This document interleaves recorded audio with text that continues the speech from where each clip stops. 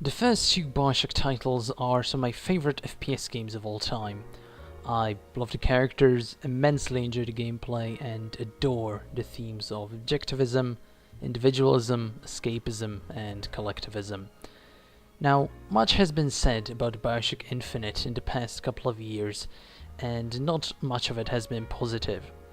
However, I think that with a few small tweaks, the game could be immensely improved and made much better. So, here's how to fix the game. One of my biggest gripes and issues with Bioshock Infinite is the lack of player choice, both in the gameplay and the story.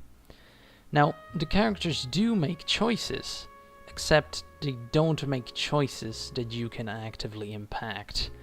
For example, in Bioshock 1, the only real player choice was related to the Little Sisters. However, the choice of either harvesting them or saving them actually impacted both the story because it gave you different endings, only 3.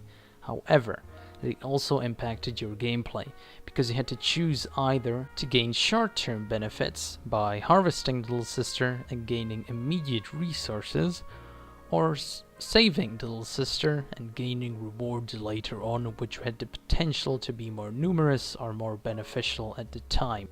Bioshock 2 went a little more in depth with this system.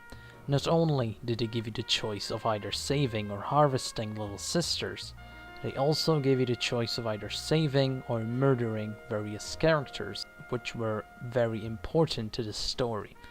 And this would not only change the story and change the ending of the game, but also give you potential allies, or lack of allies, in the future combat situations that you would find yourself in. And when it comes to Bioshock Infinite, there is absolutely no choice like that. You don't have the choice of either saving or harvesting any Little Sister, because there is obviously no Little Sister present in Bioshock Infinite.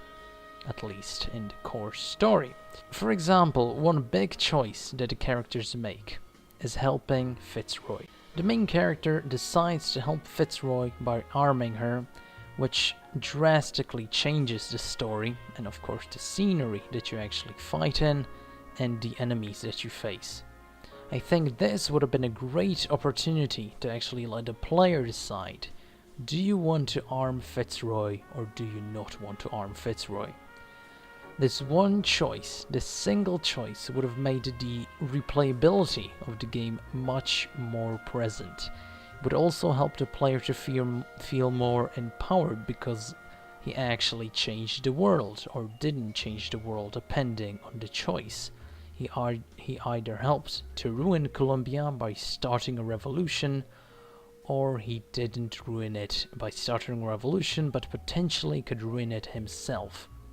The choice of not arming Fitzroy would probably lead to a more difficult stage in the game, where you actually had to take on all of the combatants of the regular Columbia military by yourself, or potentially allying with someone else. However, it would lead to a much better game and a much better story, at least in my opinion and in my experience. Another lack of player choice is in the gameplay itself. First of all, you can only carry 2 guns, which is in direct opposition to the systems that were in Bioshock 1 and Bioshock 2, where you could carry all the guns that you found. And while this led to a bit of an unrealistic scenario when one person was carrying a rocket launcher, a machine gun, a shotgun, etc., etc., it meant that you could actually choose how to take on, for example, the Big Daddy or a mob of regular enemies. It actually meant that you could choose how to play out the combat. Instead, in Bioshock Infinite, what usually happens is you carry on one weapon that you regularly use and upgrade, and the other slot is reserved for whatever you find when you don't actually have ammo for the first weapon. And I think that this lack of choice, and actually sometimes even forcing the player to, for example, use the sniper rifle or the shotgun or whatever, when he's actively forced into these engagements and the game hands you these weapons, it actually makes the game feel a bit streamlined. And I will get into that a bit later. However, I think that this game could benefit much more for actually having all the various weapons from the first and second Bioshock games. And I don't mean the actual weapons, I do mean the actual amount of weapons that you could carry. Why can the main character, who is accompanied by a demigod, carry all these weapons? Why couldn't Elizabeth, for example, just create a dimension where you could find all your personal weapons and choose which 2 weapons you want to carry? Or why can there be an inventory system, like there is for the plasmids that you find, where you could choose the 2 weapons that you want to carry? Of course, the Bioshock 1 and Bioshock 2 system was much superior, but these systems, or inventory slots, or whatever you want to do, would make the game much more enjoyable and playable and give you much more player choice. Coming back to the point about streamlining, I think the levels themselves could use a bit of a change, because they all follow the same formula. You enter a place and nothing seems to be working, so you go to a place, find something else, go to another place, fix the initial place, and then you leave. That's all there is to it. And while this formula was used a couple of times in the first and second Bioshock, in Bioshock Infinite it seems to be always happening in this way. Every single place requires you to do 4 exactly the same steps. And it gets a bit tedious after a while. And talking about the levels, I think that Columbia itself could use a bit of a touch-up. And I don't mean the place, I think it's gorgeous, but it seems to be dead. Apart from Finkton and the initial fair, nothing seems to be going on. And this is also reflected in the enemies that you meet. In Bioshock 1 and 2, the splicers were always doing something, either talking to themselves or talking to each other or dancing or something like that. In Bioshock Infinite, the enemies are always just hunting you down.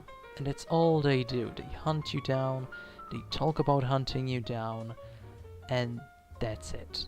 There's no life. It's very obvious they're just AI, they're just enemies, and they don't actually do anything other than shooting you. And I think this is a very big problem because it makes Columbia not seem like a real place. Rapture, even though it was long dead, seemed much more lively than Columbia, and I think that's a very big mistake, because you're supposed to portray Columbia like this thriving city. In essence, it sort of mirrors Rapture before the downfall, and you could also, of course, see the revolution or a civil war, similar like you could see in Rapture. At least, that's how Rapture fell down. So, I think that changing and livening up the overall scenery, apart from the initial level, let's say, or initial 2 levels, would go a long way in fixing the overall atmosphere of death that's currently gripping Columbia. And I think these few changes would actually go a long way in creating a more enjoyable experience when playing Bioshock Infinite, which is now considered to be basically the black sheep of the entire series. It's considered to be quite the worst one out of all of them, even though initially it seemed like the game would be quite the opposite. Anyway, thank you guys for watching. If you have any suggestions how to improve Bioshock Infinite or how to improve this video even, I'll gladly read them in the comment section below. So, thank you guys for watching and see you next time.